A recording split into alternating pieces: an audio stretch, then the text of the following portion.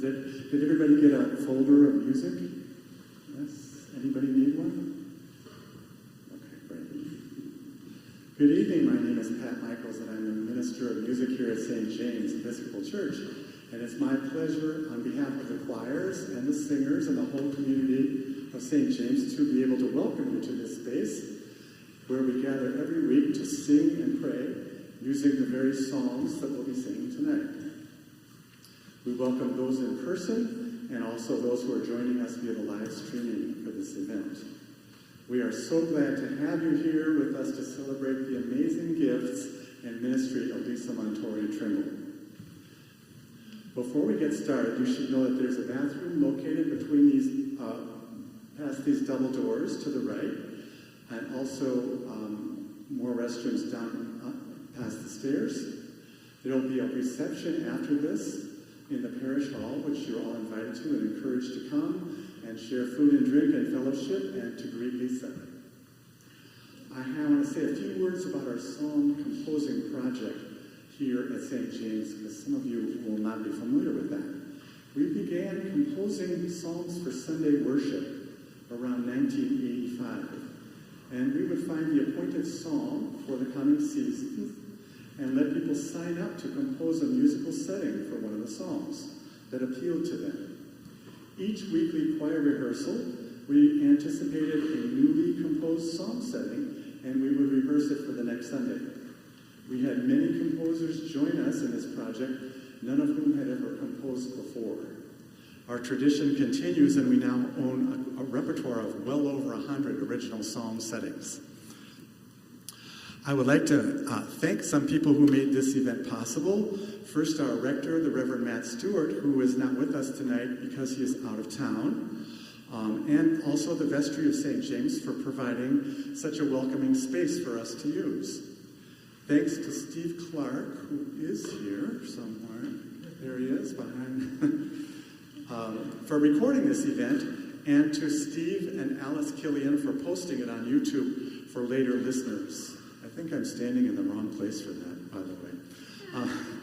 Special thanks go to Carol Ann Barrett for organizing and coordinating the reception this evening, and many thanks to all the cantors who will lead us in our singing, and to the adult choir for rehearsing these songs and learning some of the ones that were less familiar to us. We owe a huge thanks to Lisa for her marvelous settings of the Psalms and other texts. We have been singing Lisa's Psalms here for 30-some years, and I can attest that they stand the test of time.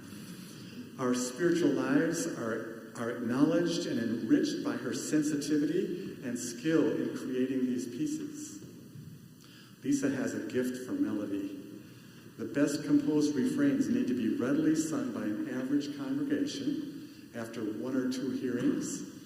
Lisa's refrains are not only very singable, but memorable. I'm sure you're going to leave tonight singing some of these tunes. They also respond effectively to the tone of the text and add a new layer of meaning to the words. Her settings of the Psalms display a great variety of musical styles: folk song simplicity, choral exuberance, lament, chant, and so on. They use cantors, mixed choir, and optional instruments. She writes at times sparingly, but always with intent and purpose and with full control of the musical resources. She handles each setting with a naturalness that comes from her own personality. All of this you'll get to hear and experience in a few minutes. The texts that we'll be singing tonight are mostly from the Psalms from the Bible, but there are 3 other texts as well. The first song of Isaiah, our last selection tonight, is a canticle or song from the Hebrew Bible, and the Song of Mary, also known by its Latin title, the Magnificat, is from the Christian Testament, and one of them, Bread of the World, is a hymn text by Reginald Heber, a 19th century Anglican bishop and also author of a better-known text, Holy, Holy, Holy. Lastly, a word about how we will sing these pieces. For each piece, I'll play the refrain at the piano, then the cantor will sing it, and then we will all sing it. The cantor will continue with the verses and we will sing the refrain each time it comes back. The choir will be sitting in the pews in front of you for about half of these pieces, and for the other half, they'll be moving up here to face you, which allows them to be close together and sing harmonies easily together. What we do want to emphasize tonight is that this evening's music is all participatory. Your singing here is as important as the soloists and the choir. And with that, I want to turn this over to Lisa.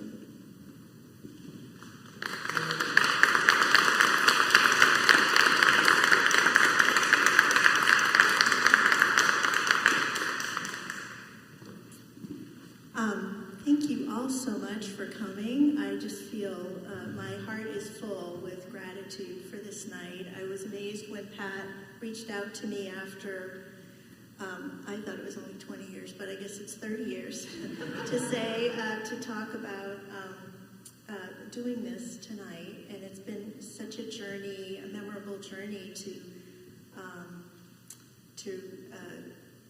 come back into these songs and melodies, and remember that time of my life and this wonderful community of St. James. I feel like I really inherited a legacy from people who I know who've passed on from here, and I remember them in some of these songs. And then also I was so fortunate to participate in the legacy that still continues today, so thank you so much. I'm going to share a little bit just about songs for me. I've been somewhat of a religious pilgrim. Those of you who know me, what I mean by that is I've had the fortune to be part of many different wonderful communities of faith. And all of the music was a part of the joy of discovering and experiencing God together. After in college, I had this, I was kind of away from my faith, and I had this very powerful experience of Jesus, and I came back to college from an away term, and I was not knowing what to do, and I stumbled into the Episcopal chaplaincy program at college, at Dartmouth College, where I was. And that's where I discovered the Book of Common Prayer, and I, in that, also discovered the Psalms, which since then have been really a part of my prayer life. Sometimes I've prayed the Psalms on a daily basis, and sometimes it's been very intermittent, but they're a deep, rich source of prayer to me. And writing music, St. Augustine is supposed, I guess he didn't really, maybe he didn't really say this, but he was supposed to have said, or it's attributed to him that he said, "He who sings prays twice." So there's something about singing the words of Scripture and the Psalms that bring them to a really deep level for me. The Psalms to me are an invitation and entry into honest and open prayer. And when I pray the Psalms, I feel like I'm praying in companionship with men and women over centuries across at least two traditions who have sought and continued to seek faithful relational response to God. And by God, I mean the source of our being. The Psalms are both an intimate, personal experience.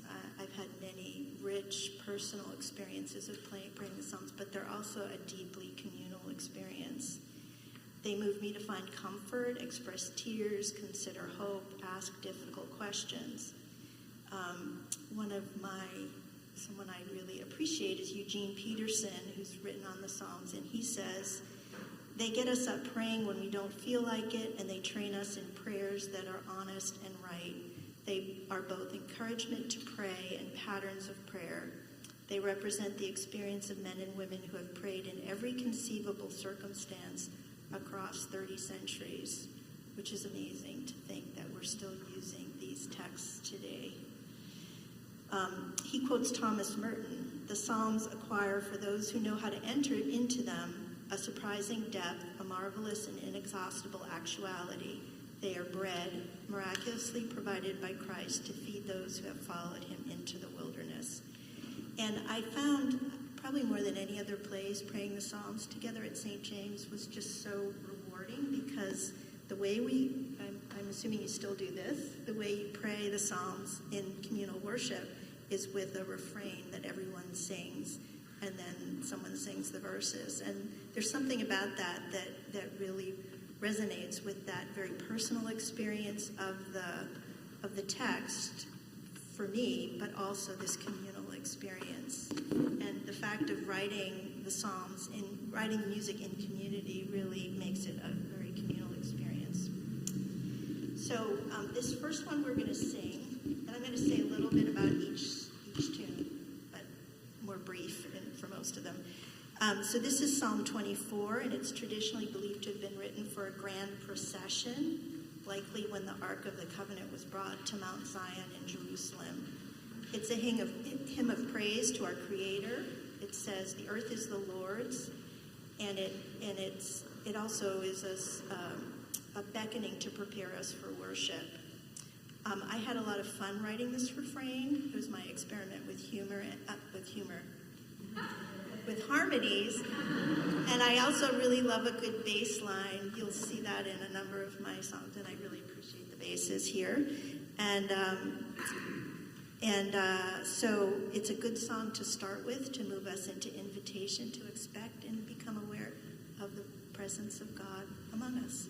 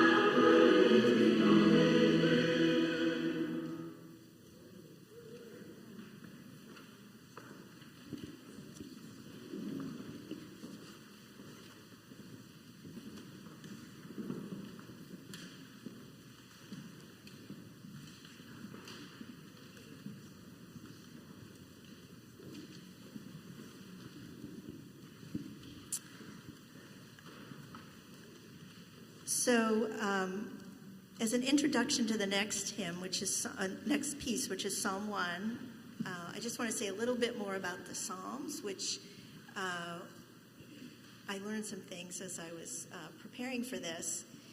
So the Psalms are a collection of poems, songs, and prayers composed over a period of time from about, scholars think about 1400 BC to 400 BC, which is amazing. And they're used as part of worship. They were used in the Jewish tradition. There are 150 psalms. 73 of them are attributed to King David, who was known as a poet and a harp player. And some were to other people, and about a third of them have unknown authorship. After the exile of the Israelites to Babylonia in about 5 BC, some of the scribes started to gather and compile the Psalms over a few centuries into a psalter. And that word actually traces back to an ancient Greek word which referred to a stringed harp-like instrument, a psaltery, that originally accompanied the singing of these songs. So this is something trivia you can share with others, and they'll be very impressed. So the scribes and editors who put them together had a purpose in how they were numbered and ordered into 5 books, which is what we have today, and which brings me to Psalm 1, which is why I'm saying this about Psalm 1. So Psalm 1 and Psalm 2 are really an introduction to the totality of the Psalms, and introduces 2 major themes of the Psalter throughout the Psalter: the blessings of prayerfully reading and following the Torah or teachings, which is what Psalm 1 emphasizes, and then the promise of a messianic kingdom that will defeat evil and rebellion among the nations, which is the theme of Psalm 2. As one scholar says, the book of Psalms is being offered as a new Torah that will teach God's people about the lifelong practice of prayer as they strive to obey the commands of the first Torah. So I love this psalm, Psalm 1. There's a strong, steady, solid image of a tree planted by water bearing fruit in due season. That's just just a beautiful, solid image. And it's in contrast to the chaff, which is blown and scattered by the wind.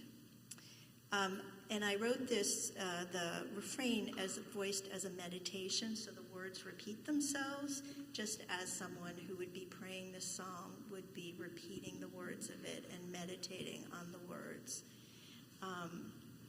The melody also holds fast and steady as a descant, which I think the sopranos are singing, kind of wanders around, so that's part of it.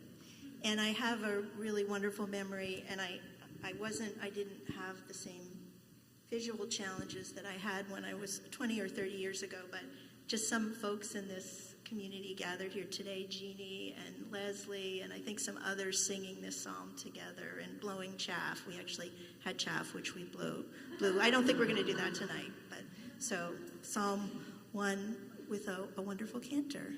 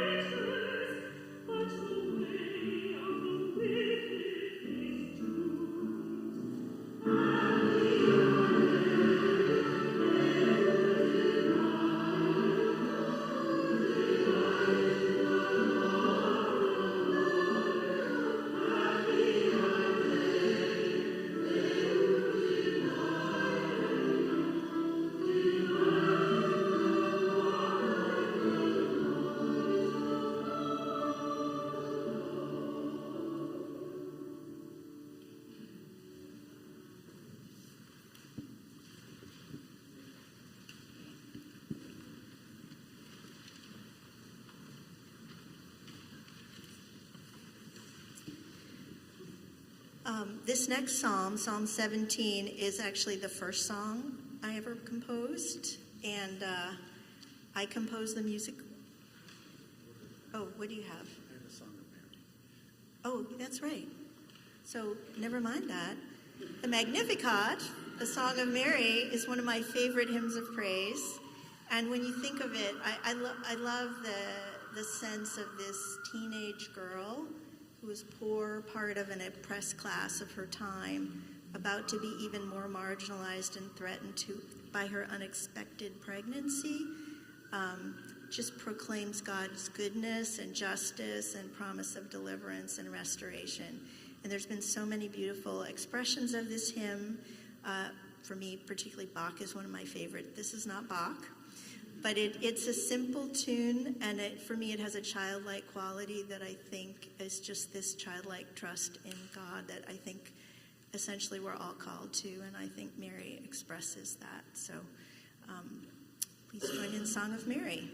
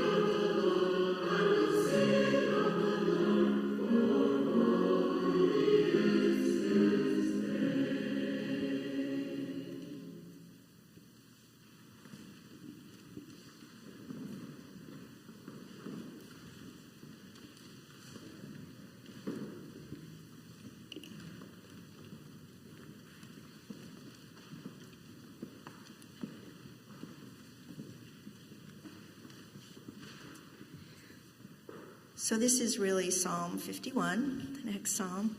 And, Psalm 17, I'm sorry. Keep me as the apple of your eye. And it was the first song I wrote for Psalms. And I composed music for the refrain and used a standard traditional psalm setting for the verses. And it's memorable to me because I sang it the first time I'd ever been a cantor. And afterward, my dear friend Helen, who is here today, there she is, said, referring to my singing and probably feeling my pain, said, well, the refrain was good. And at that time, I vowed never to sing again solo. But that did change, so there's more to that story. So this is sung with a wonderful cantor.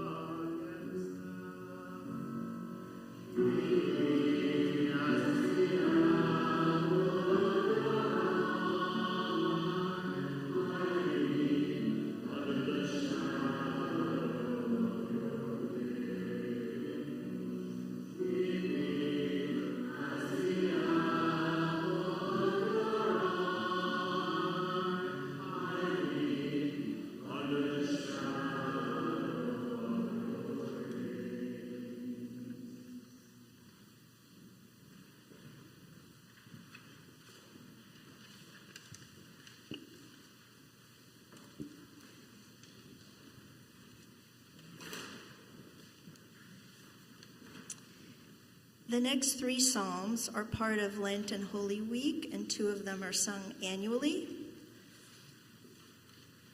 This next psalm, which I thought I composed for Ash Wednesday, but I looked it up, and the lectionary places it as a psalm for Lent. And so it was the second song I wrote at St. James after vowing I was going to retire as a cantor. And I seem to remember being inspired to write it after hearing a moving Ash Wednesday hymn, Dust and Ashes Touch Our Face, by Brian Wren. And I'm so grateful for Pat for all the wonderful music that he introduced me to and us too at St. James. I decided to try again, and I composed a simple, rather stark refrain, but then I got very inspired by the verses, and I wanted to capture the emotion in them, guilt, frustration of one's own inadequacy and sin, and hope, like a distant hope or a longing hope for God's forgiveness and restoration in the music. So I wrote the music, and it was getting time to sing it, and I realized that there was no way to communicate how to sing this the way I wanted, and so I sang it again, and that started my career as a cantor here. And I really experienced in this how music moves people. And Pat and I are going to do this together for, I think, the first time in like 20 years.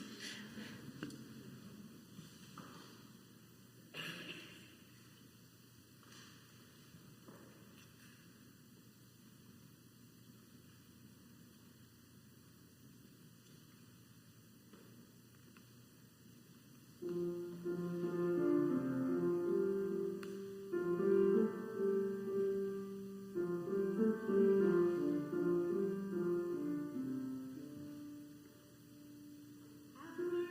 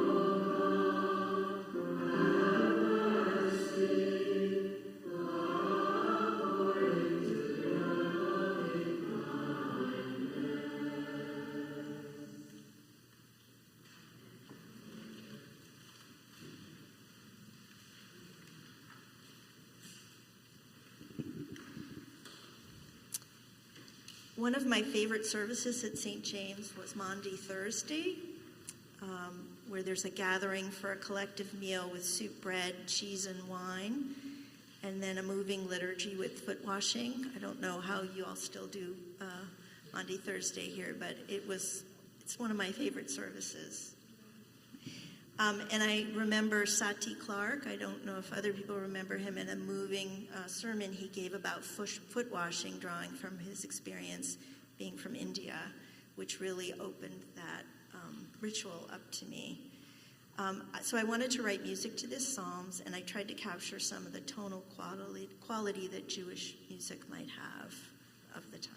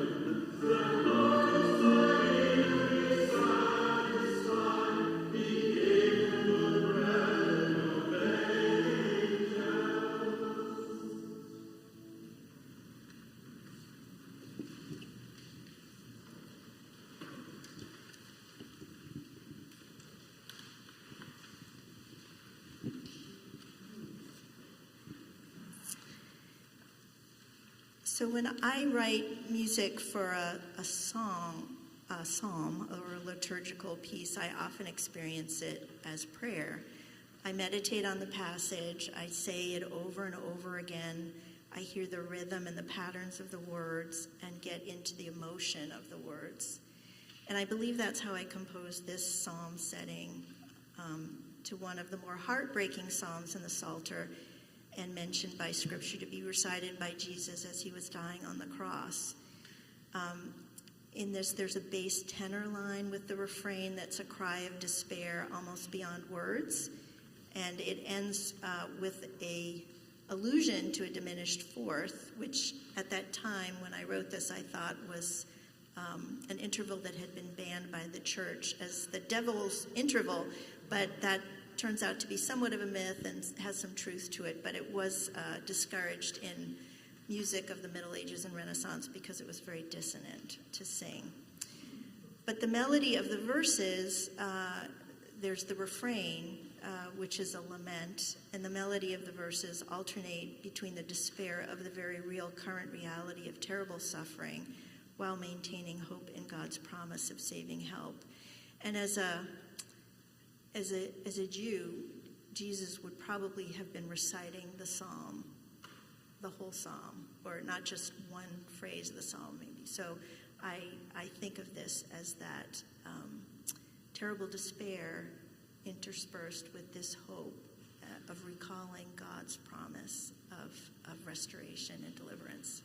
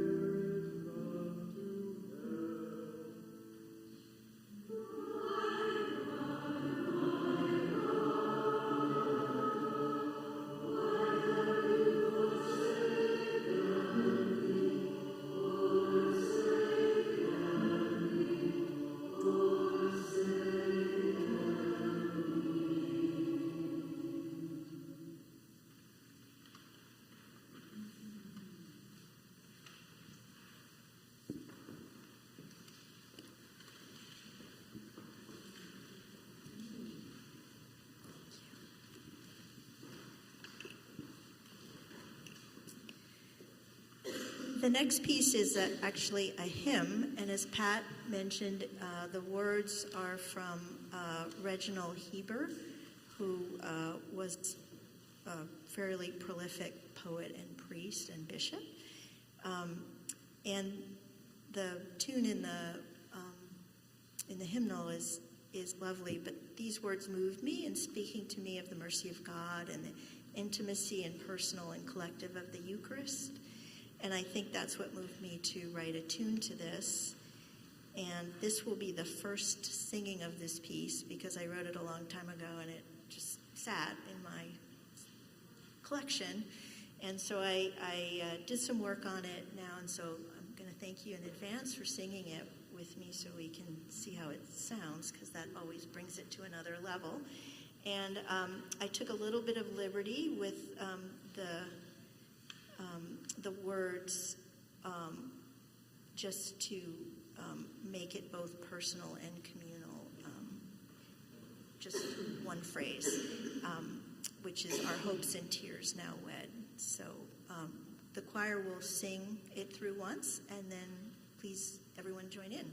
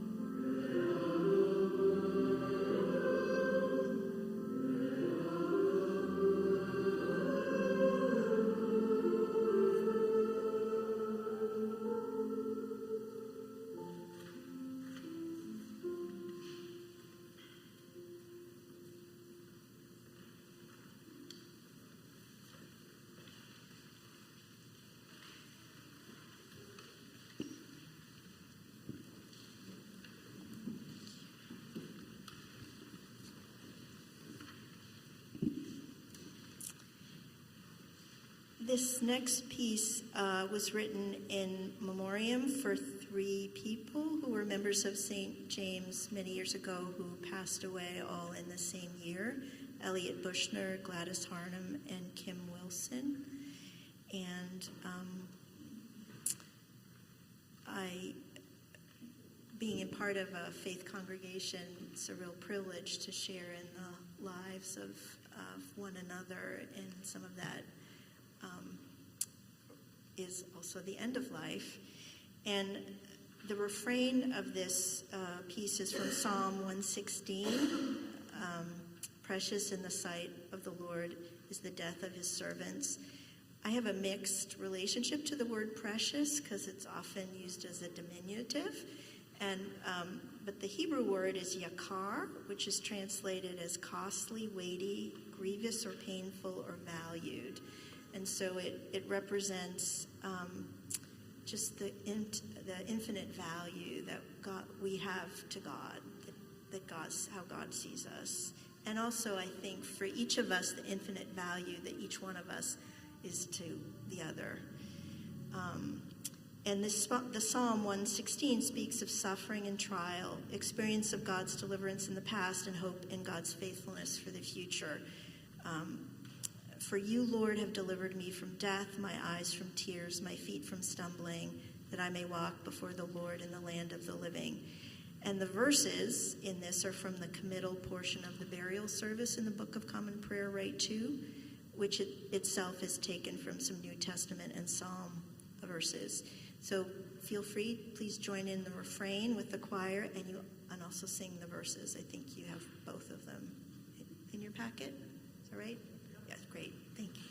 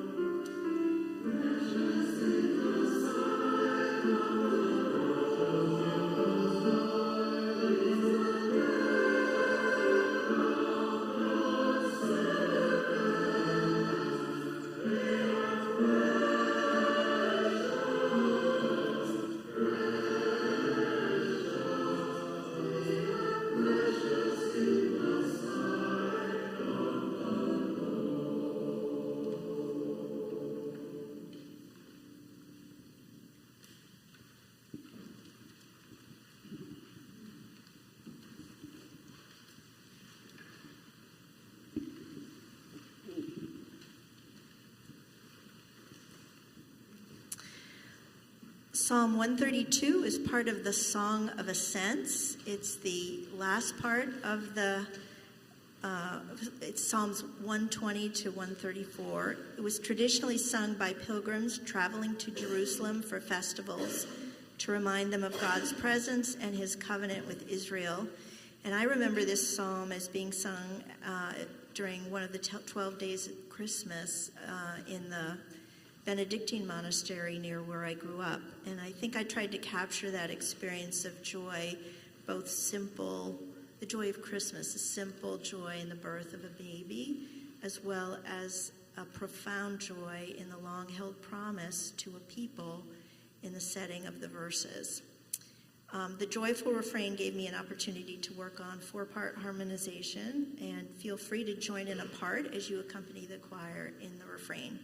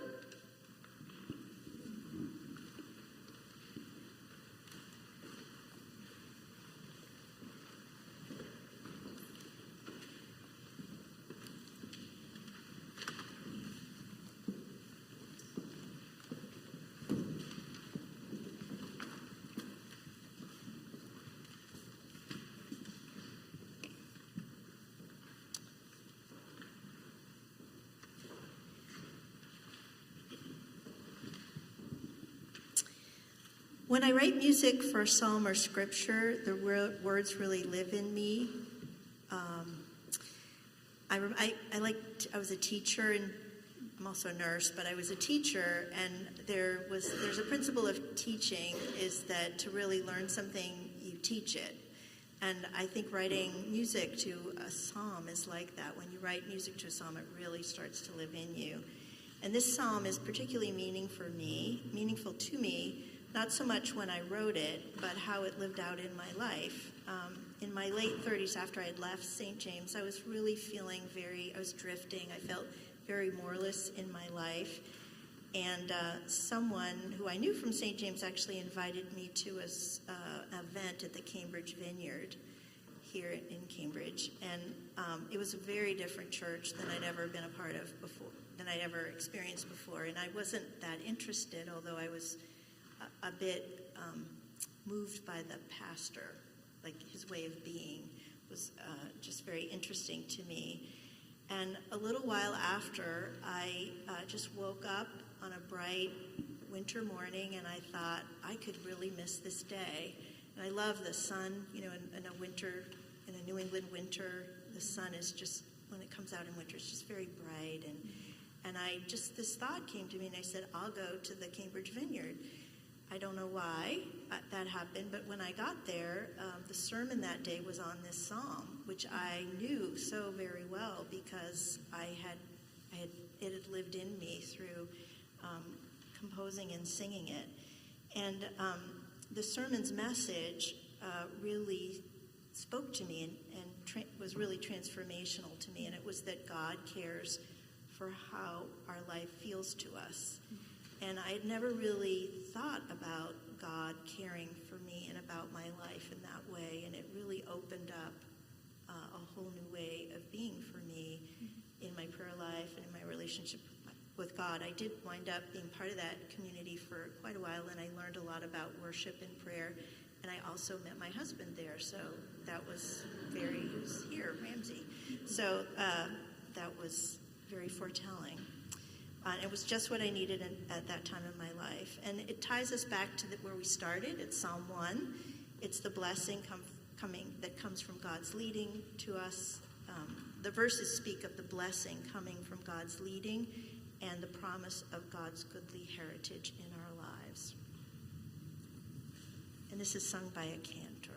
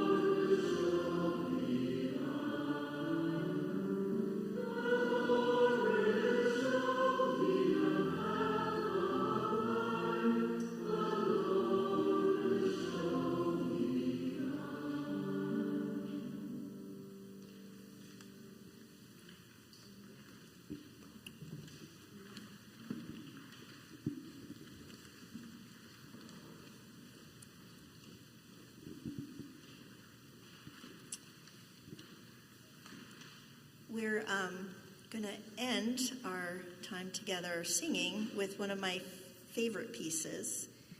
It's favorite for many reasons, one of which I wrote, my God, why have you forsaken me, really sort of early in my psalm writing career, and it really hit a tone with people.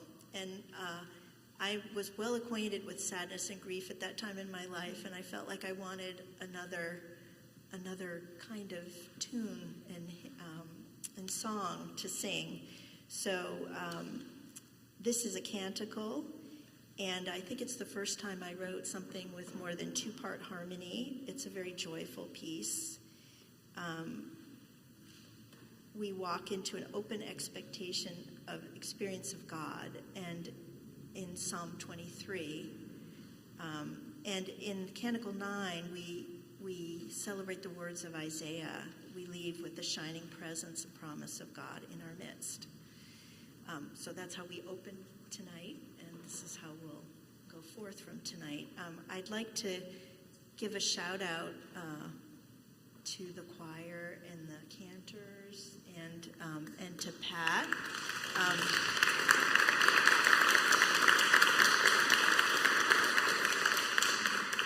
Pat can play anything and make it sound incredibly beautiful. He's an amazing pianist and just a wonderful friend and mentor and encourager, and he just has such a gift for what he does. And I also so appreciate the cantors and the choir, because a lot of you are reading from handwritten music that I wrote like 20 or 30 years ago. And there's sort of different versions of it too, so I thank you for contending with that and for doing such a beautiful job. I also want to remember two people who have passed away that were really important to me, and one of whom is associated with this song in particular. But the first was Ken Holmes. I don't know if you remember Ken, who was probably my age when I was part of this congregation, but he was just such an encouraging man, and anytime you did something, you got up and you sang, or you did something, he would come to you afterwards, and he'd hold your hand and he'd go, "That was just marvelous, simply marvelous." And so I always think of him with such fondness, and he was so encouraging. And I actually, now that I'm older, I try to do that to people, to encourage them in that same just open-hearted way. And the last person that I remember, the other person that I remember, particularly with this, is Robert Honeysucker, who was a wonderful, incredible baritone who sang with the BSO, the Boston Pops, and the Boston Lyric Opera. And Pat, I think he came to work with the choir a couple times, but Pat arranged for us to have one-on-one, like a private lesson, a 30-minute private lesson with him. And I chose to sing this in my private lesson. So I really remember him, how encouraging he was. I remember his presence and the instruction he gave me in singing, which, in just 30 short minutes, I felt like I was a different singer by the end of that. But he was just a wonderful presence in the Boston area. And I read a little bit about him, and he also was a passionate advocate for social justice from an early age. And he sang African American spirituals that just would transport you to another place. So just in memory of both of those wonderful men tonight. So thank you all for coming and making music in God's presence together. And please join us for the reception afterwards. And I invite you to stand and sing out your joy.